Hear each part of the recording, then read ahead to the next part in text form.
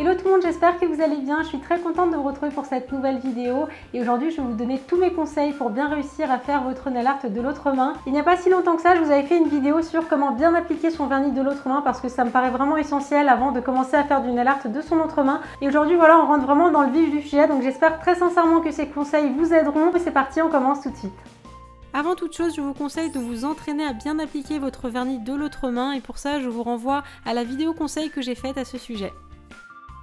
Le deuxième conseil que je peux vous donner, c'est de commencer par des choses très simples et qui ne demandent pas trop de dextérité. Typiquement, une manucure à poids que vous allez faire avec un dotting tool ne va pas vous demander la même dextérité et la même minutie qu'un nail art au pinceau fin. Vous pouvez également faire des dégradés à l'éponge avec un mouvement en tapoté qui n'est vraiment pas trop difficile à prendre en main, de la main avec laquelle on n'est pas habile. Je vous conseille en général de faire des choses qui sont très faciles à réaliser et ensuite d'augmenter petit à petit le niveau de difficulté pour progresser à votre rythme.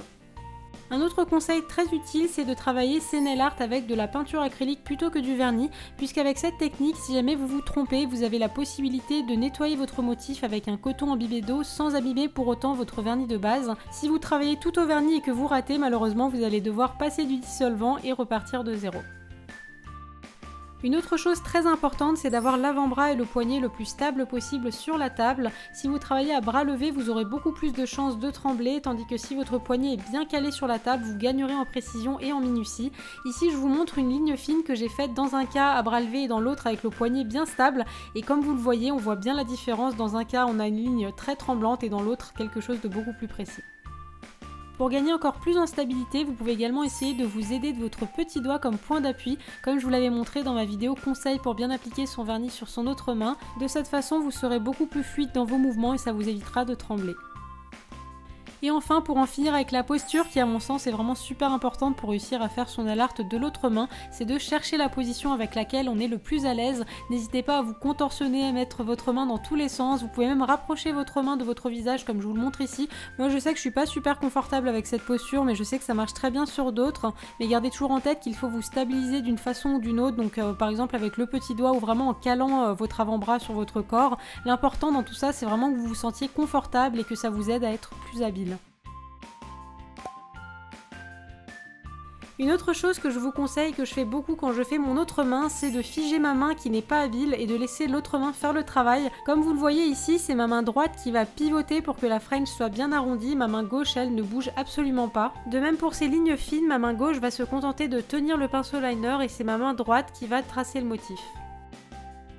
Lorsque vous travaillez en précision, je vous conseille de tenir votre pinceau, votre dotting tool ou tout autre outil assez proche de l'extrémité pour être le plus précis possible. Si vous tenez votre pinceau par exemple assez loin du manche, vous allez perdre en précision et vos mouvements seront beaucoup moins nets et vous aurez beaucoup plus de mal à contenir vos mouvements si jamais vous tremblez. De manière générale, quel que soit le nail art que vous faites, je vous conseille d'avoir des mouvements très lents de façon à contrôler vraiment tous les mouvements que vous faites, d'autant plus de l'autre main, on a vite tendance à déraper. Donc voilà, prenez tout votre temps, c'est la clé de la réussite. Je vous l'avais déjà dit dans ma vidéo conseil pour bien appliquer son vernis sur l'autre main et pour le nail art c'est pareil, je vous conseille de bien rapprocher votre visage de vos mains pour avoir les gestes les plus précis possibles et vraiment voir tout ce que vous êtes en train de faire.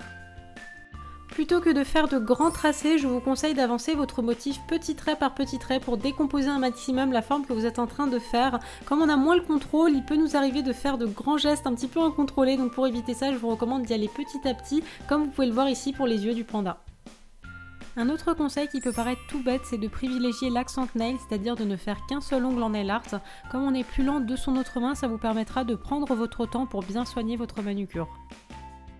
Et enfin, dernier petit conseil pour la route, si jamais vous avez peur de vous lancer sur votre autre main, n'hésitez pas à vous entraîner sur un onglier ou bien sur une feuille si vous n'en avez pas, pour vous entraîner justement et être un petit peu plus à l'aise quand vous allez faire votre autre main. Et voilà pour cette vidéo, j'espère très sincèrement que ces conseils vous seront utiles. N'hésitez pas à liker la vidéo si c'est le cas. Et dites-moi également dans les commentaires si vous avez l'habitude de faire votre autre main quand vous faites un nail art ou bien si vous arrive d'en faire uniquement une seule. Après peut-être qu'il y en a parmi vous qui sont ambidextres, dans ces cas-là j'imagine que ça doit bien aider, donc n'hésitez pas à me dire tout ça dans les commentaires. Dans tous les cas, il n'y a pas de secret, il n'y a pas de miracle, c'est vraiment l'entraînement qui va faire que vous allez vous améliorer de mieux en mieux. Ici je vous donne vraiment des conseils et c'est vraiment en les appliquant et en vous entraînant que vous allez arriver à faire de mieux en mieux votre autre main. Et soyez également indulgente avec vous-même. C'est normal que l'autre main soit un petit peu moins réussie au départ. Moi, je vous fais tout plein de bisous. On se retrouve très vite pour une nouvelle vidéo. D'ici là, prenez soin de vous et je vous embrasse très très fort. Coucou. On va faire une petite devinette. Dites-moi dans les commentaires à votre avis si c'est Meiko ou Mail.